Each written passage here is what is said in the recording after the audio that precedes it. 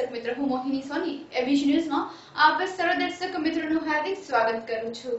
સમાચારની શરૂઆત કરતા પહેલા જોઈએ આજના મુખ્ય સમાચાર।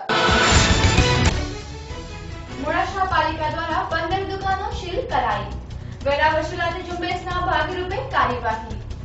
એમપીએમસીની 3 દુકાનો સીલ કરવામાં આવી।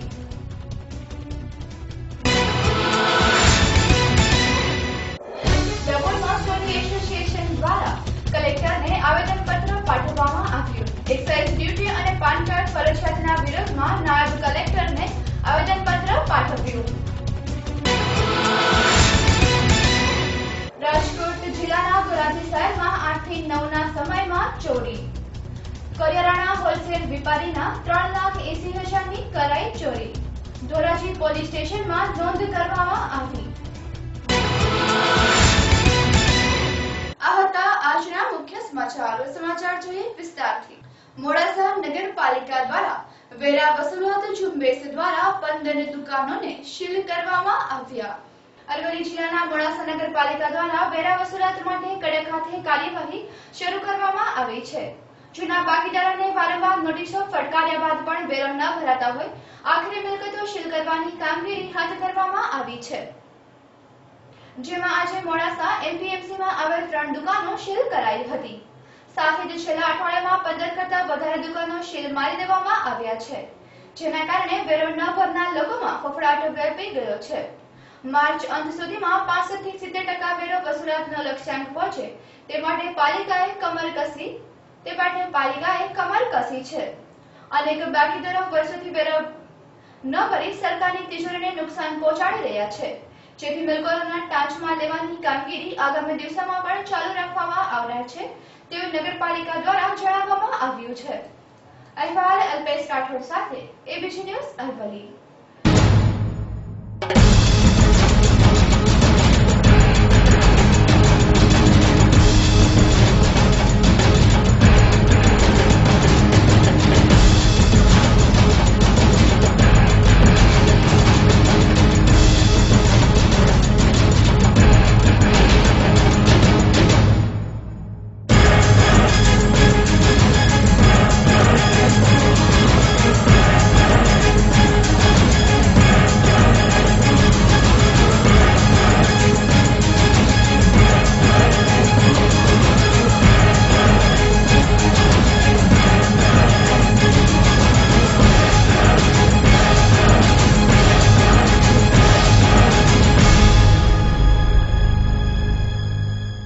મોડાસા નગરપાલિકાનું વેરા અંગેનું 5 કરોડનું પાછલી અને ચાલુ બંનેનું થઈને માગણું બાકી પડેલ છે।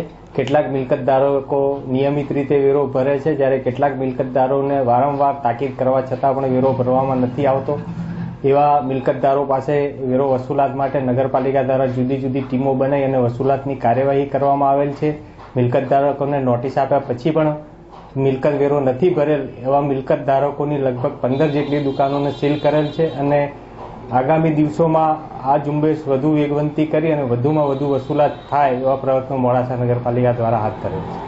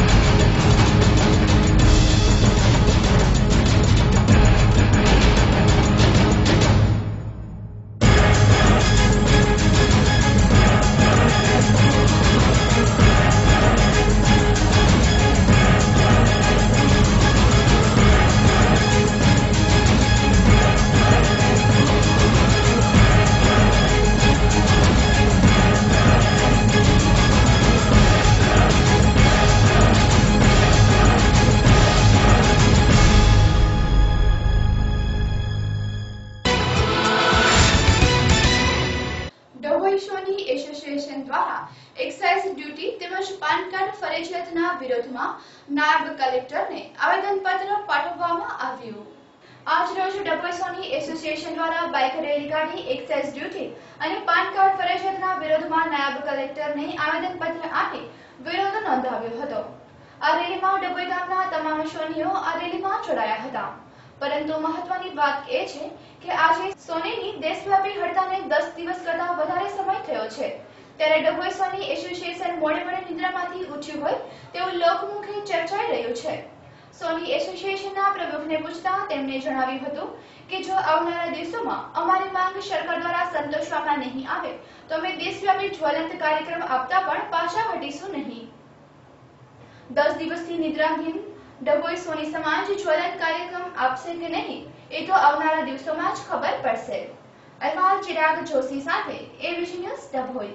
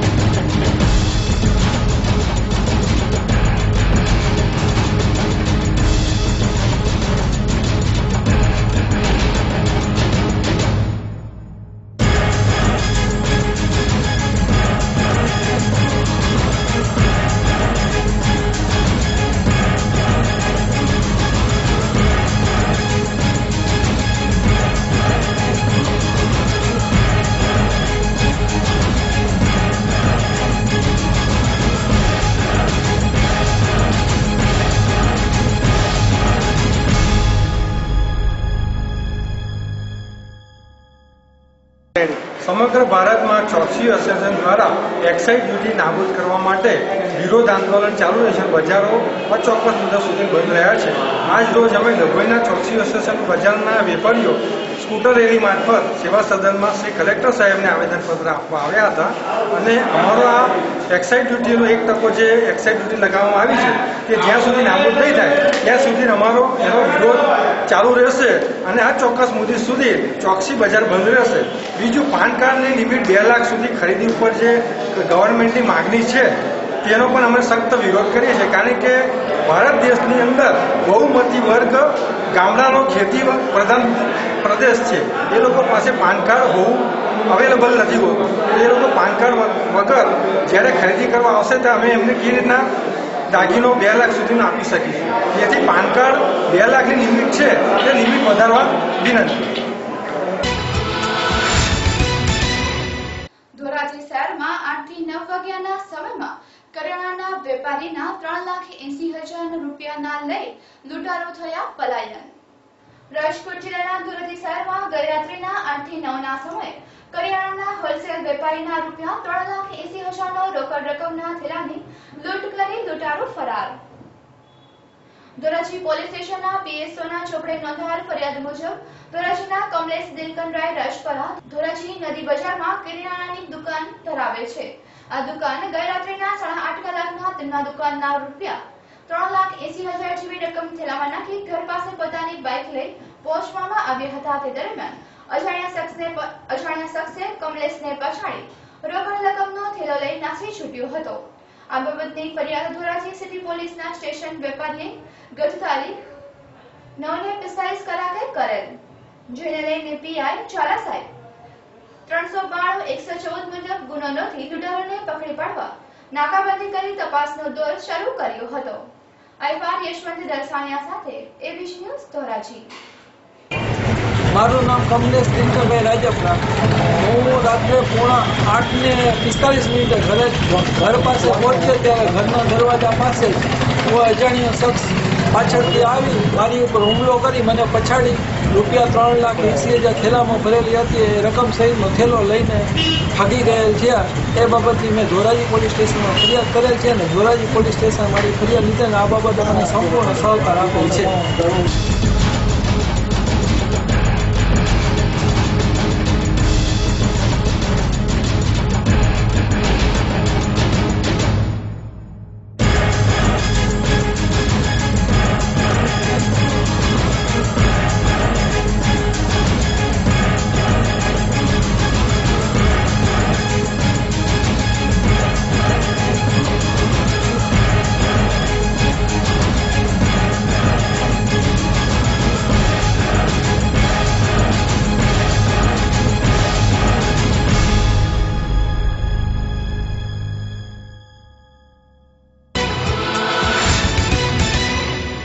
જેતપુર શહેરના 400 થી 500 ગ્રામજનો દ્વારા ખુલ્લેઆમ દારૂના હાટડા બંધ કરાવવા મામલતદાર તેમજ પીએસઆઈને આવેદનપત્ર પાઠવ્યું। ગાંધીના ગુજરાતમાં જ્યાં જોઈએ અને જેટલો છે તેટલો વિદેશી દારૂ ખુલ્લેઆમ મળે છે। અજાણ્યા માણસોને પણ દારૂ જોતો હોય તો તેને મળી જાય છે, પરંતુ પોલીસને ક્યારેય ન મળે। દારૂ જુગારની આ બંધીને કારણે કેટલા યુવાનો આ દૂષણના ખપ્પરમાં હોમાઈ ગયા છે, જેના કારણે ઘણી પરિણીતાઓ જુવાનીમાં વિધવા થઈ ગઈ છે અને તેના બાળ બચ્ચાઓ બચપણથી જ અનાથ જેવા થઈ જવાને કારણે તેઓ શિક્ષણ કે સંસ્કાર મેળવી શકતા નથી। જેતપુર તાલુકાના પેઢલા ગામના 400 થી 500 જેટલા ગ્રામજનો દ્વારા આજે જેતપુર સેવા સદન ખાતે એક રેલી રૂપે દારૂના હાટડા બંધ કરાવવાના નારા લગાવી મામલતદાર અને તાલુકા પીએસઆઈને આવેદનપત્ર આપી ખુલ્લેઆમ દારૂના હાટડા બંધ કરાવવા માંગ કરી હતી। અહેવાલ સંજયરાજ બારોટ સાથે એબીસી ન્યૂઝ જેતપુર। જેતપુર તાલુકાનું આવેલ પેટલા ગામે આજે 10 વર્ષ થયા ખુલ્લેઆમ દારૂની હાટડીઓ ચાલે છે। આ જગ્યા બસ સ્ટેન્ડ પર આવેલી છે। ત્યાં બેનું દીકરીઓ અવારનવાર શાકભાજીની માર્કેટ હોવાથી શાકભાજીની ખરીદી કરતા હોય, બાજુમાં પ્રાથમિક શાળા છે, બાળકોને ખોટી અસર પડે છે અને અવારનવાર તંત્રને આની પહેલા પણ પંચાયત દ્વારા સરપંચે રજૂઆત કરી હતી લેખિતમાં, છતાં પણ તંત્રએ ધ્યાન નથી આપ્યું। રાજ્ય કક્ષાના મંત્રીને પણ આપણે મૌખિક રજૂઆત કરી હતી, છતાં કોઈ પણ કાર્યવાહી થઈ નથી અને તંત્ર આ અંગે જાગૃત નહીં થાય તો જનતા રેડ પાડી અને જે તે કાંઈ કાર્ય થશે તો જે તે અધિકારી જવાબદાર છે આના માટે।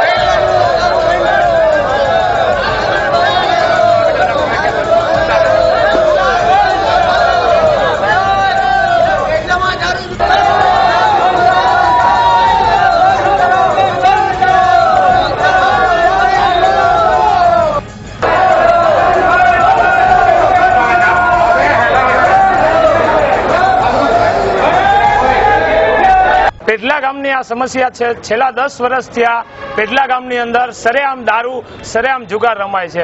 અવારનવાર અરજી દેવા છતાં કોઈ જાતની કાનૂની કાર્યવાહી થતી નથી।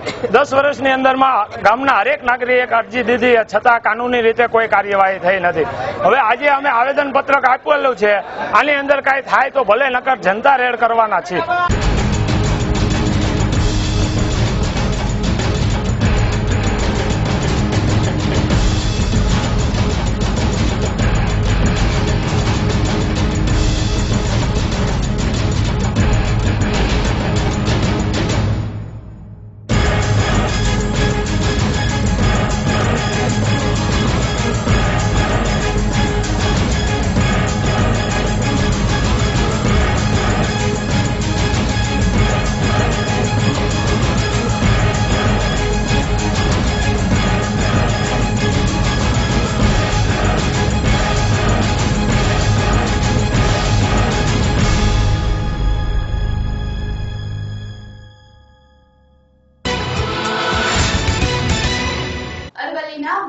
નગરપાલિકાના પ્રમુખ અને ઉપપ્રમુખની આજે ચૂંટણી યોજવામાં આવી, જેમાં ભાજપે ફતેહ મેળવી પ્રમુખ પદ સોંપ્યું। અરવલ્લી બાયડ નગરપાલિકાના પ્રમુખ અને ઉપપ્રમુખ માટે આજે ચૂંટણી યોજાઈ હતી। ચૂંટણીમાં ભાજપ 24માંથી 13 બેઠકો સાથે ફતેહ મેળવ્યા પછી યુવાનના હાથમાં આજે પ્રમુખ પદ સોંપ્યું હતું।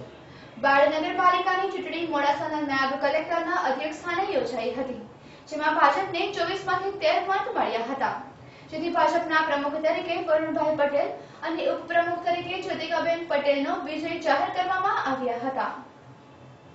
નવા પ્રમુખ અને ઉપપ્રમુખને લોકોએ ફૂલહારથી સ્વાગત કર્યું હતું અને અભિનંદન પાઠવ્યા હતા।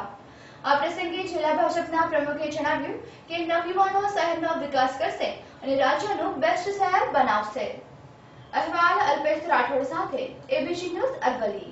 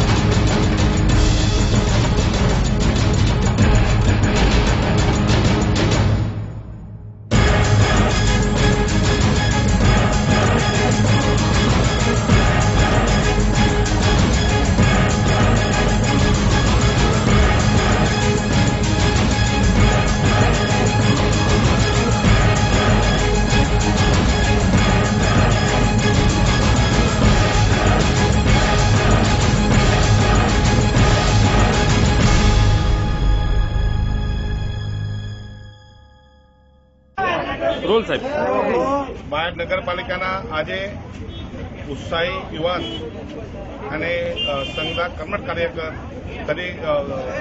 વરુણ પટેલની પ્રમુખ તરીકે તેમજ જ્યોતિકાબેન પટેલ ઉપપ્રમુખ તરીકે વરણી કરેલી છે। બંનેને અરવલ્લી જિલ્લા ભારતીય જનતા પક્ષ તરફથી શુભેચ્છાઓ પાઠવું છું।